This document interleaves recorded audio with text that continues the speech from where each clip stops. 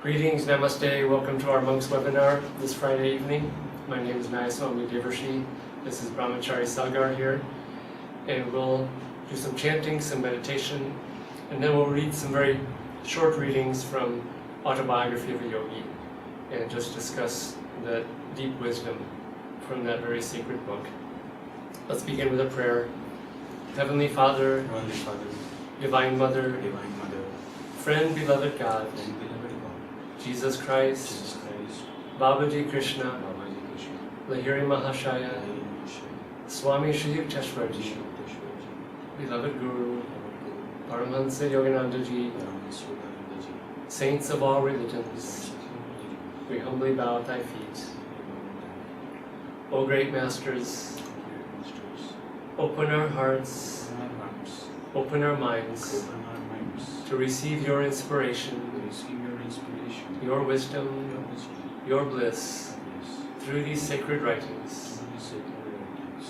We are forever yours. Guide us home. Om Shanti Shanti Shanti.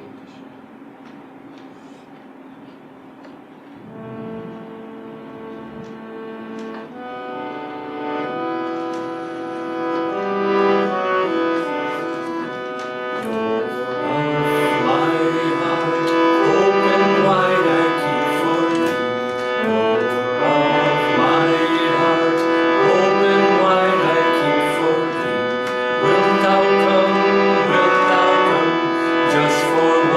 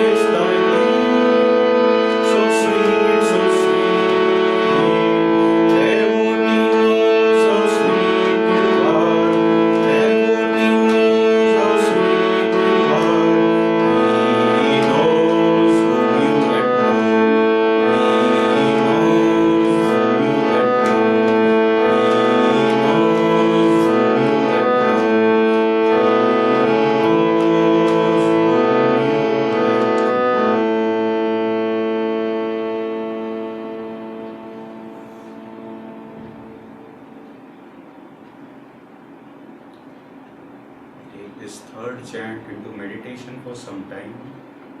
This chant is based on one of Sri Rabindranath Tagore's songs, and it's a very simple arrangement that shows the interplay between our efforts and the Guru's grace.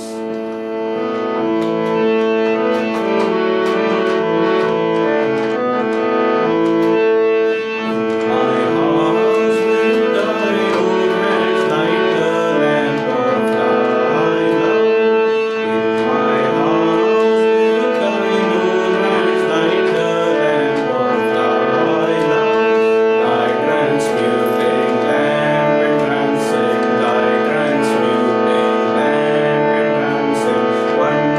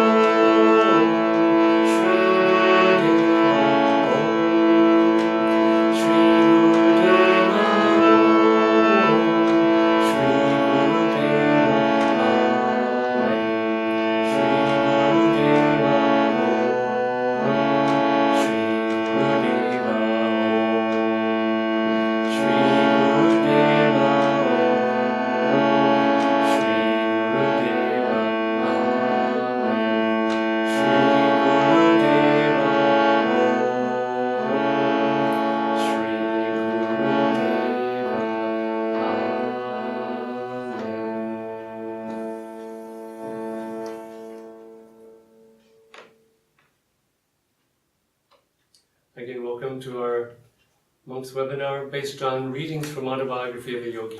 These are from the Monks Autobiography of a Yogi Daily Wisdom app, which is available on Google Play Store. And we are going to read readings from this app for each day of the year. And the first reading is from July 4th, coming up. Yoganandaji writes, "World," in quotes, the word world, is a large term, but man must enlarge his allegiance, considering himself in the light of a world citizen. A person who truly feels, the world is my homeland, it is my America, my India, my Philippines, my England, my Africa, will never lack scope for a useful and happy life. His natural local pride will know limitless expansion. He will be in touch with creative, universal currents."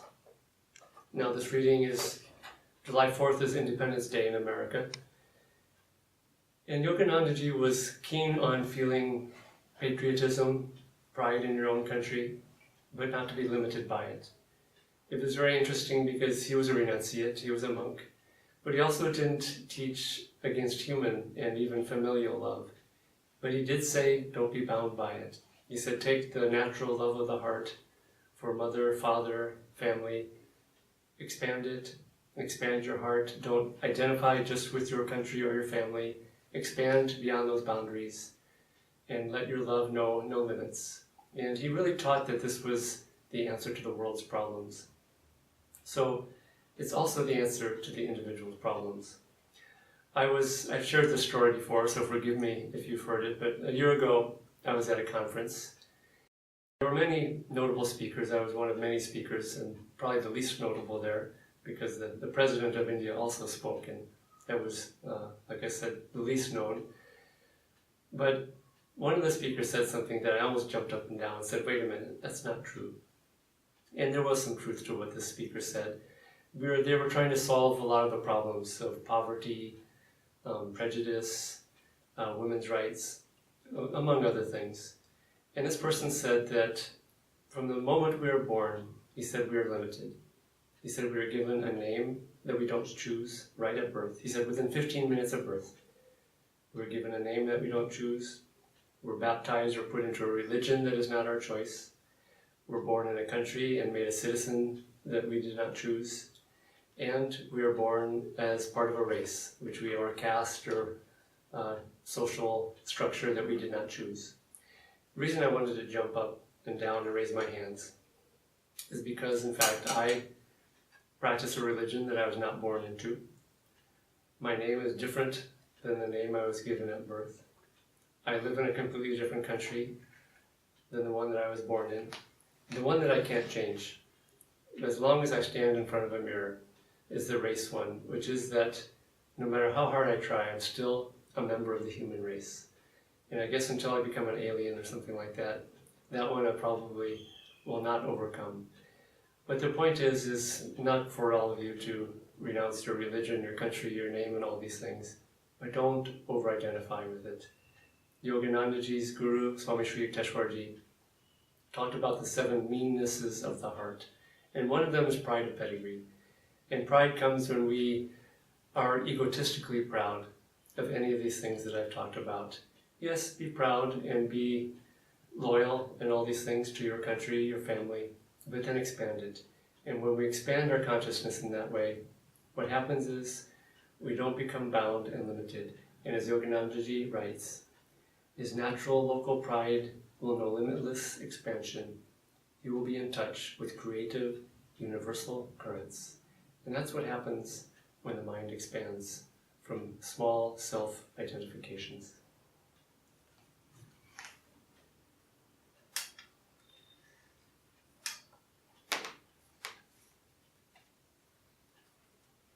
Hello everyone. Sometimes it's hard to know where to look at because there's a watch, there's a camera, there are some people here, and there's a photo of our guru, and then the least worthy object, which is the camera, is what we are supposed to look at, but behind them are all of you all. The quotes I have chosen are from the chapter in Autobiography of a Yogi, I Become a Monk of the Swami Order, where Yogananda ji took the monastic vows. So in these 2 or 3 quotes, he's tried to explain what does being a Swami mean, and what does being a Yogi mean, what are the Yogi's true characteristics. So I'll read a couple of these quotes from this chapter. The first one is from the 28th of June, and Yogananda ji here says, a true yogi may remain dutifully in the world. There he is like butter on water, and not like the easily diluted milk of unchurned and undisciplined humanity. So, of course, here before Yogananda ji made this statement, he explains in that chapter that a yogi is somebody who practices these scientific yoga techniques, and the yoga science does not require you to become a formal renunciate, leave everything, go into a forest or a cave, but where you are, where you have been placed by your responsibilities and the role that sort of you have chosen and has also been given to you, is where you can practice these teachings. And then, of course, Yogananda ji explains a true yogi may remain dutifully in the world. There he is like butter on water, and not like the easily diluted milk of unchurned and undisciplined humanity. Now, this is a very good affirmation for all of us to practice. There is a positive to this statement, and this statement is also, as I see it, a landmine.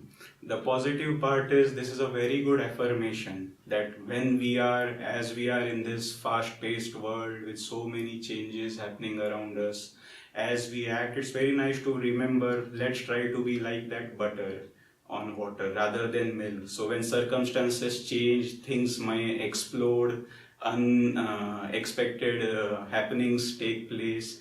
If we can bring this image to our mind of being like the unchurned butter, calm, centered, somewhat aloof, but floating on the water. Yes, we are a part of this world in some way, but we remain in our center. Then it helps us remind that we are practicing yogis, and the calmness of meditation that we receive in our meditation rooms, we are going to bring out into our daily activities. That's what yoga helps with.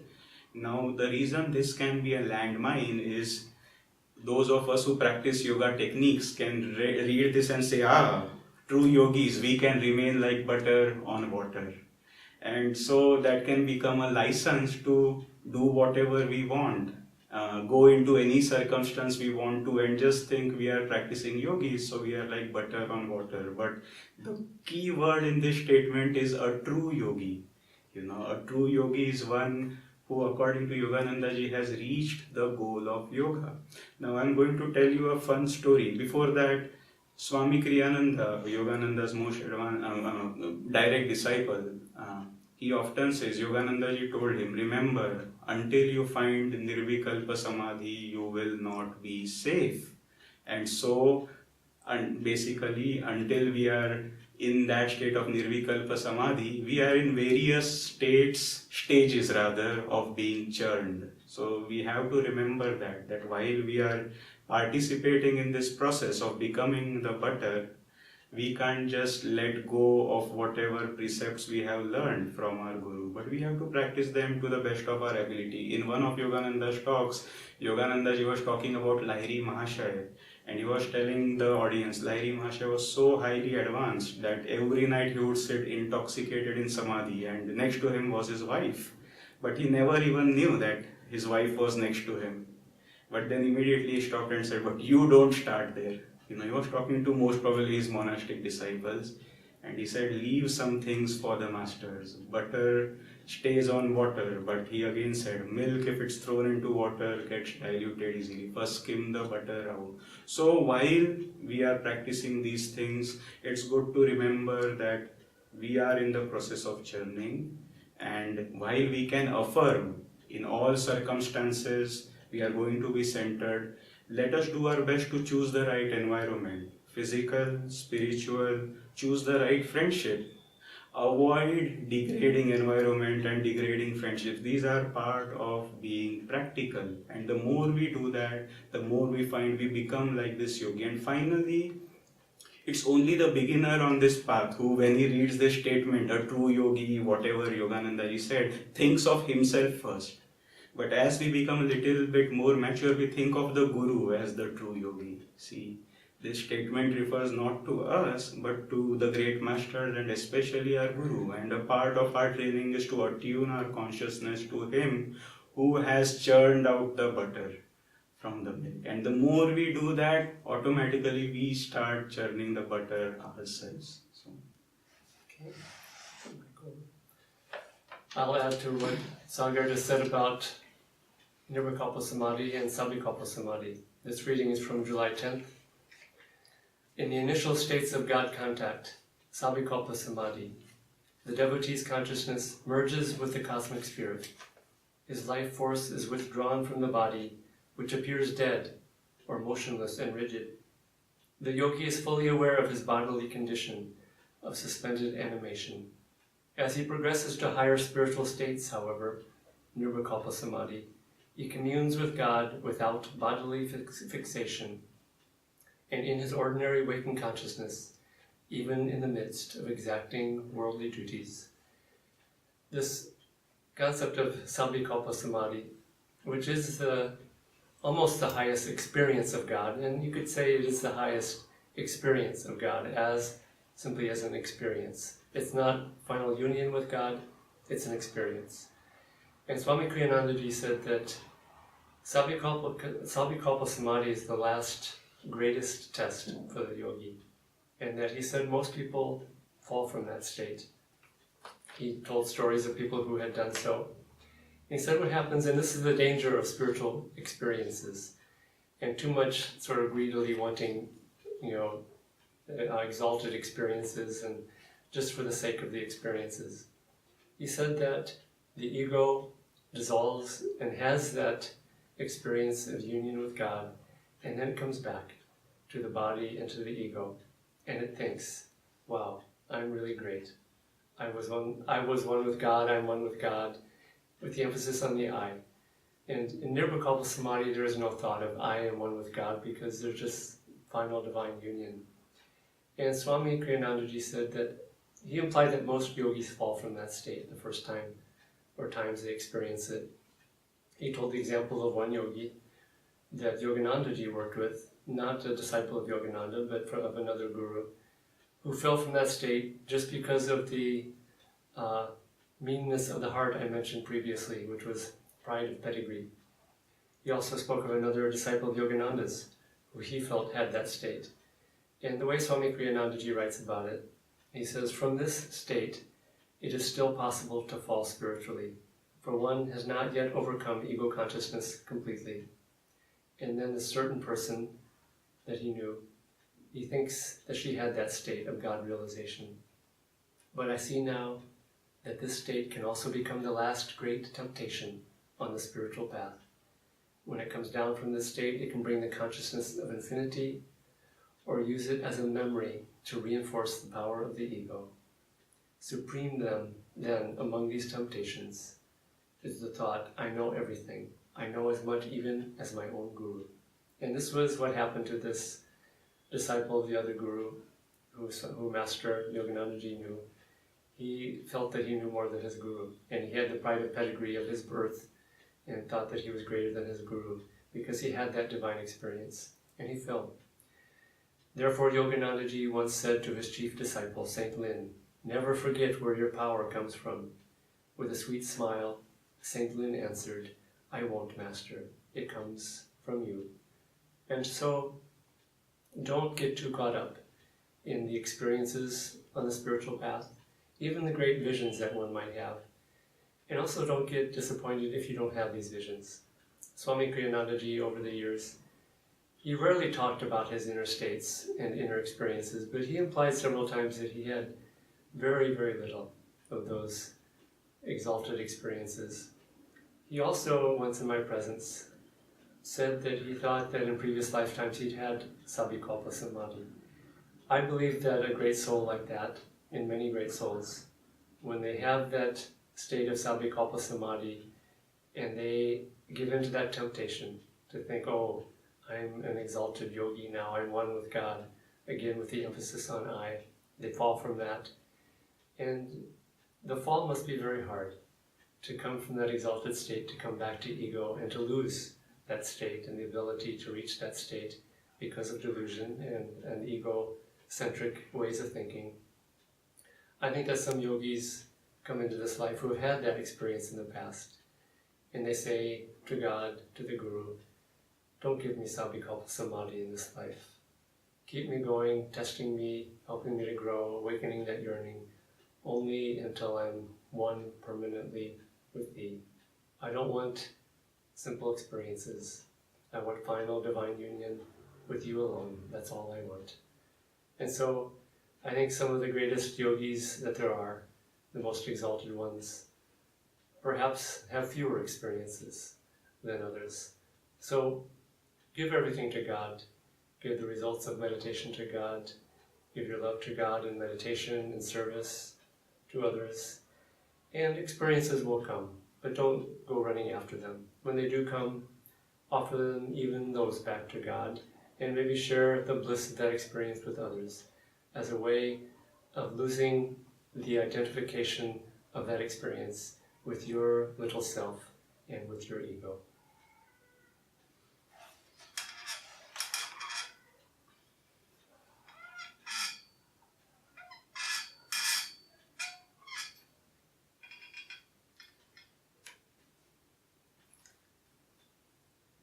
It's been very interesting, by the way, that all these so technical sounding quotes can be brought back to attuning more with the Guru.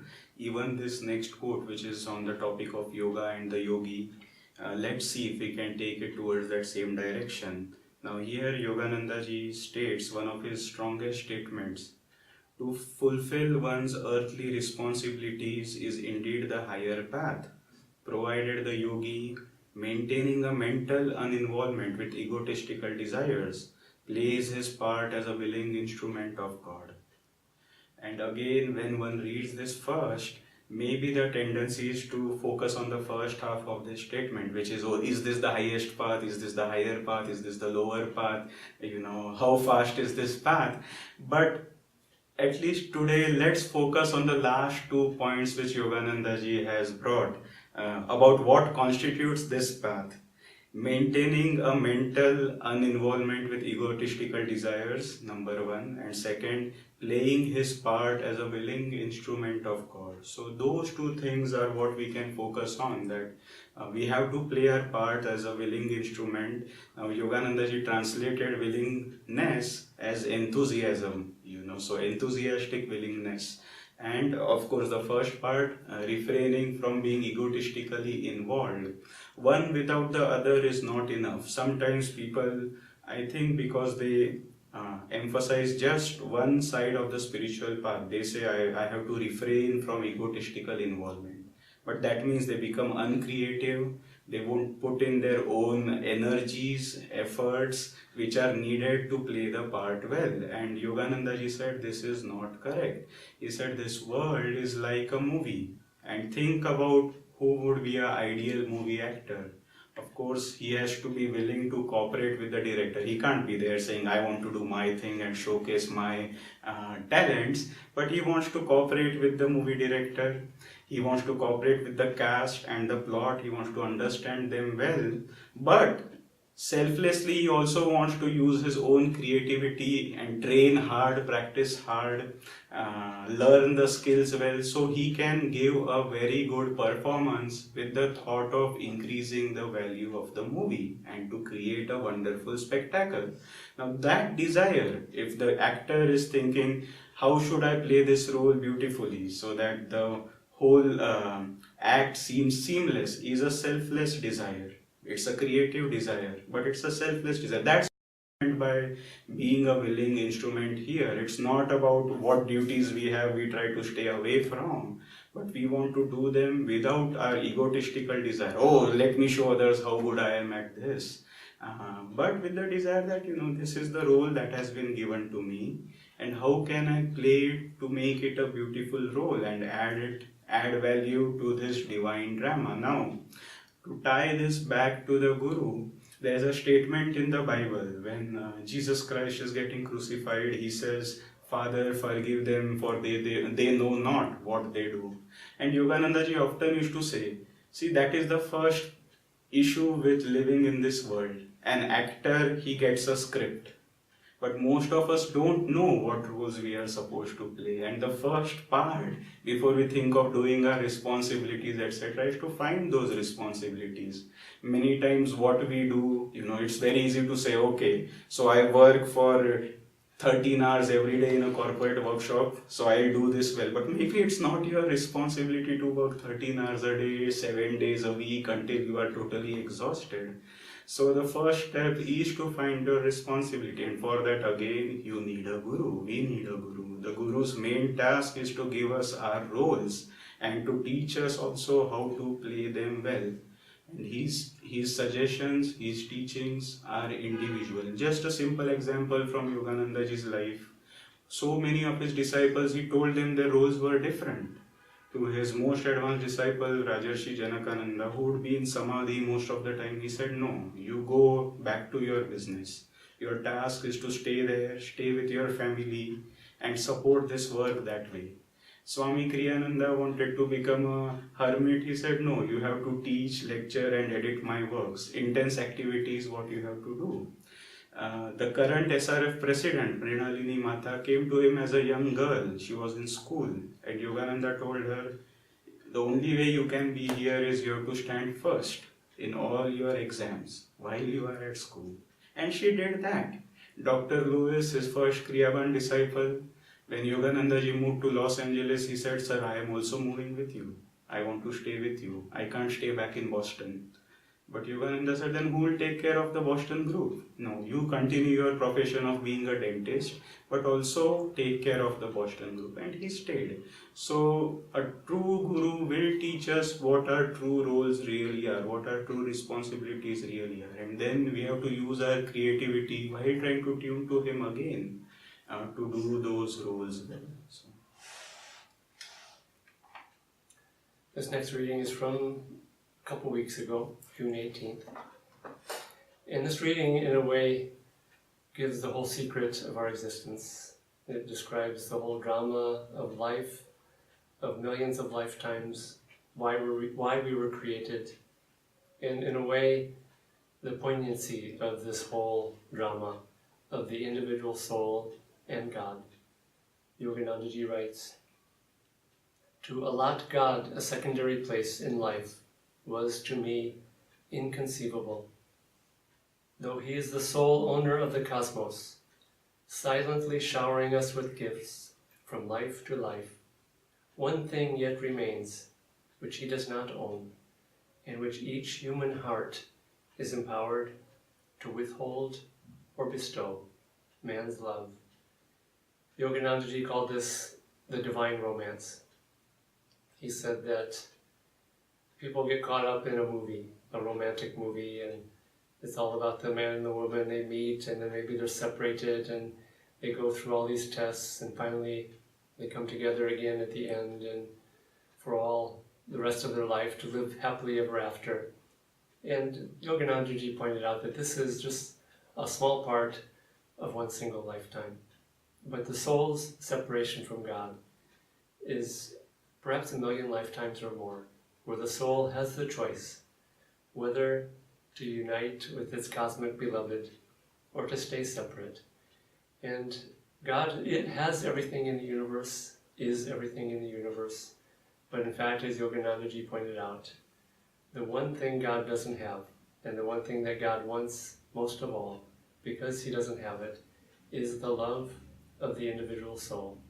And that's something that we are free to bestow or withhold. That's our free will choice. And when someone is serious as a lover of God and says, I want final union, I don't want playthings and toys or even divine amazing experiences, but I want final union with my beloved.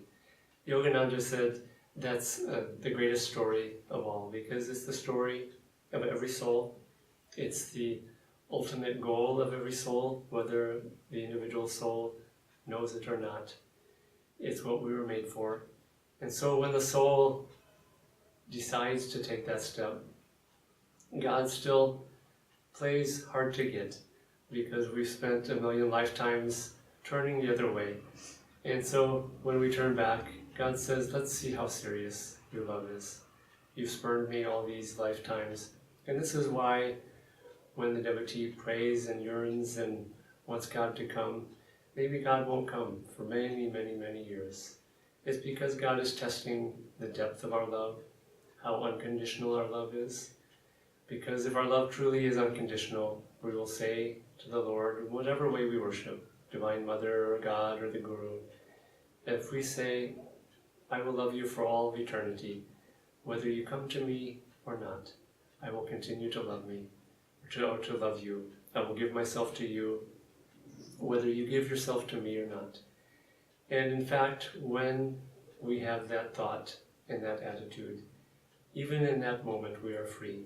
Because at that point there's no self-identification anymore. There is no self-limitation.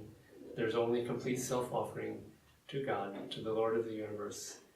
And at that point, it's not long before God says, okay, your love is pure, I understand that you will stay with this, and then God comes to the devotee. And that's when this final union of Nirvikalpa Samadhi comes, which is so much greater than experiences, even very deep spiritual experiences.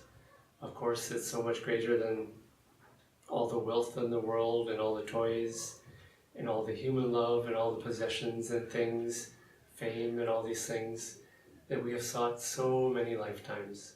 And after many, many lifetimes of that kind of seeking, finally the soul wakes up almost like a child growing up and says, I'm done playing. I'm done playing with toys. Again, I want only you, Lord, and I give myself to you. And so in a way, every meditation that we practice, in a way is practice in a way of preparing ourselves to learn how to give ourselves completely to God, holding nothing back. In a way, this practice of Kriya Yoga gives us the power to be able to do that, because we cannot give what we do not own. And as long as our mind is restless, as long as our emotions are caught up in going out into desire and attachment and we don't control our emotions, as long as we don't have pranayama, this is why pranayama is so important, and this is why Patanjali defined yoga as yogas chitta vritti nirod, which is yoga is the neutralizing of the waves of feeling of the heart. And so when we have control over the waves of feeling of the heart, over the life force, then we can give ourselves to God. Yoganandaji had a beautiful affirmation. I shared this at our Kriyaban retreat this last weekend. It's a very good affirmation for the Kriya Yogi to repeat mentally, because it affirms our control over the life force, but it also explains why pranayama, be thy religion, as Sri Yukteswarji used to chant. And the words to this affirmation are, Lord, teach me to own again, own again, my matter, soul, mind, and brain, that I may give them to Thee in prayer and ecstasy, in meditation and reverie.